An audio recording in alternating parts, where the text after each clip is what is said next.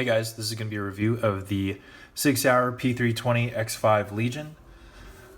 Just got this from my gun store. I'm renting it for now.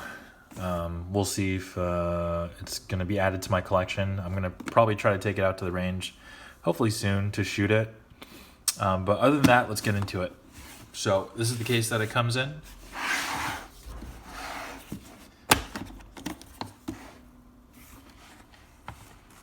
And here's the gun itself.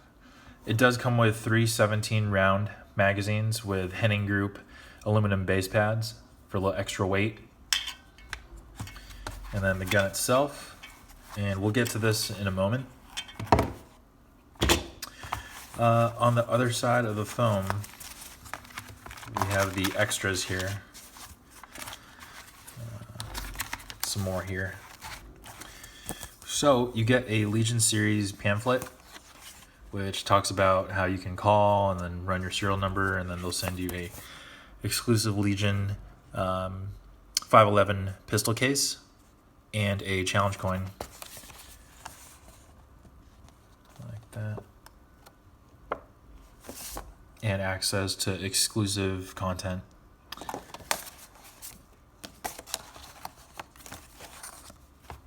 You get some extra fiber optics from Dawson Precision because the gun does come with Dawson Precision fiber optics standard. Your generic P320 manual. Some shooter's lube right here. And your extra recoil spring. This is the red recoil spring right here. So I believe these are 1911 recoil springs that your gun comes with, so you can tune it for competitive shooting. Okay, so let's get into the gun itself. Overall, unloaded, the gun, this whole thing you see here, weighs 43.5 ounces, which is pretty heavy. As a comparison, Staccato DVC-P 2011 weighs just 36 ounces. So they're advertising it that you get the flex of polymer as well as the weight of a steel frame combined.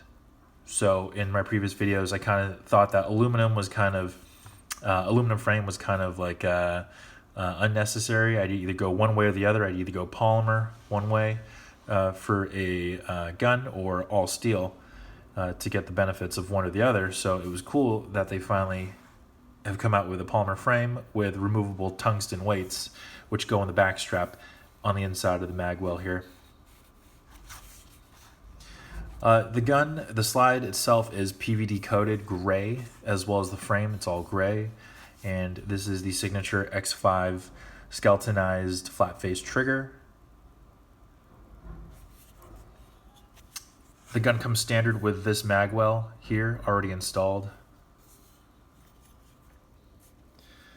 And it's pretty slick, very smooth. Let's see if I can... Ooh, something to note, your magazine here that comes with the gun, it's pretty flush with the mag well. And that might bother some people because if you have a mag well and you're trying to go fast, when you reload, you might palm it and it's not going to seat all the way. So you're going to have to really make sure you know what you're doing and double check until you hear that click. That's why I like running extended magazines that will stick out just a little bit, so I ensure that I have better consistency when I'm doing my reloads. Okay, there is stippling on the front strap, the sides, and the back strap. Nice deep beaver tail right here, and a nice deep scalping and trigger undercut to get a very, very high grip on the gun.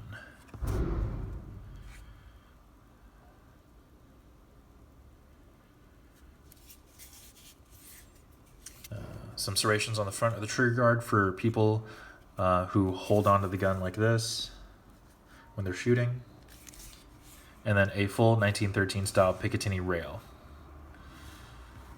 There's the XFive logo. You've got some front serrations. I got rear serrations here. and a pretty good raised slide release or slide stop. It's right there. And it's ambidextrous. There's the adjustable rear sight with the Legion logo. There is your skeletonizing cuts on the slide, your lightning cuts, and then there's the Dawson Precision front with the green fiber optic.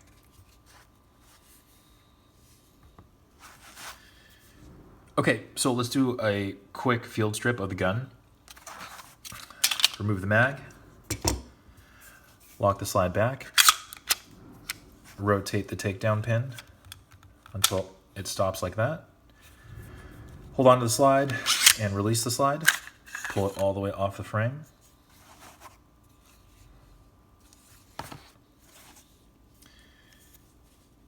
Carefully hold on to the back of the recoil spring and depress it. Pull back carefully because it is not captured, okay? So this is how you can easily swap your recoil spring for something lighter. Let's say for your competitive loads, for your competition shooting.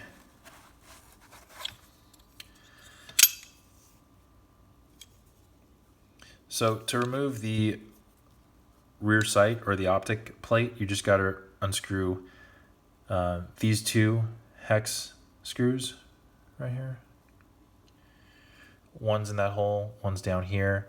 But first, you'll have to take out your ejector rod and then your plate cover.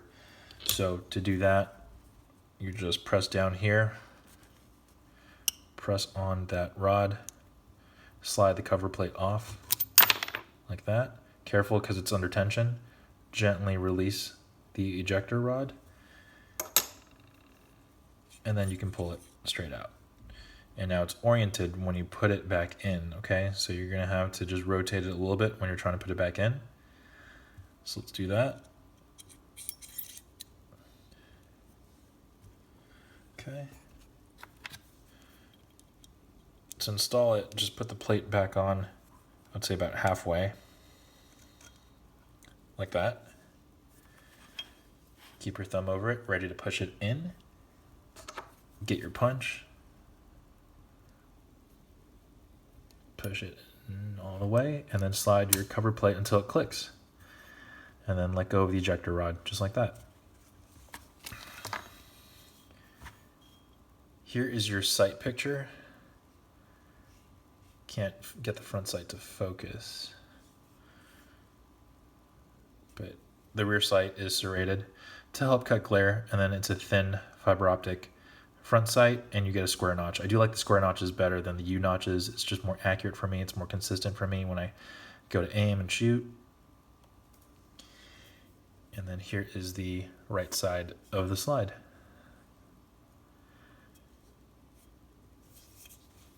Okay, so let's put it back together. You're gonna start by putting the barrel back on.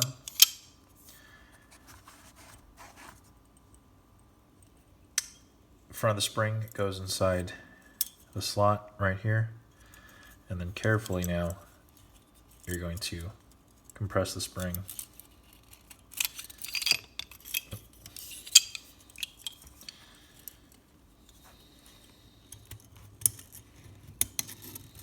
And it helps to rest the gun on something like the box itself. And you don't have to orientate the back of the recoil rod in any particular direction. It's round completely all the way through. Okay. And then it just goes back on the frame. Lock the slide back and then rotate the takedown pin and then send the slide home. Quick function check. Here's the trigger. Let's check the trigger out. There's your take up. Okay, and then a little bit of creep now after the wall. And there's the brake.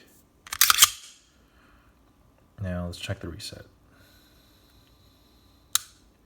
So about 2.5 to 3 millimeters, I would say at the very most. I'm back at the wall, and then let's go a little faster. There's the brake at 90 degrees, just like they said.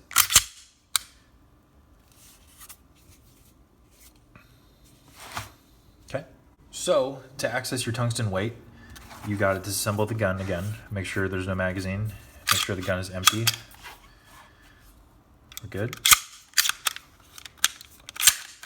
Remove the slide.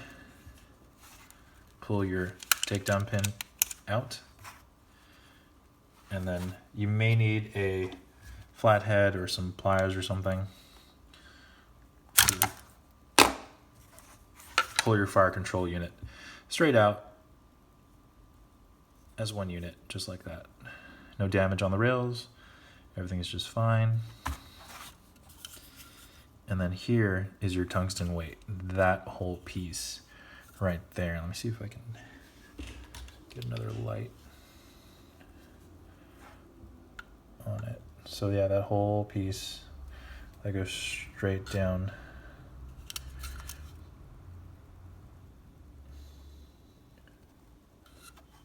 All along the back strap of the frame. And to get that out, you're gonna have to use some long pliers. Or I heard that there's a pocket on the back of this mag well right here once you remove that screw, and then you can just punch the weight out from this end. But I'm not gonna do that right now. So I'm excited to have this for loan. I mean, I'm just gonna shoot it for a bit. I wanna see how the frame feels. Polymer frame that has good recoil absorption, and the weight of the tungsten, like a steel frame would. I'm really interested in seeing and how that would perform. So I'll go take it to the range and then give you my final thoughts on it soon after this video. So other than that, thanks for watching. Hope you found this super helpful. If you have any questions about this, anything I missed, let me know, and then I'll go back and revisit it and clarify and answer your questions. I'll see you guys in the next video. Thanks.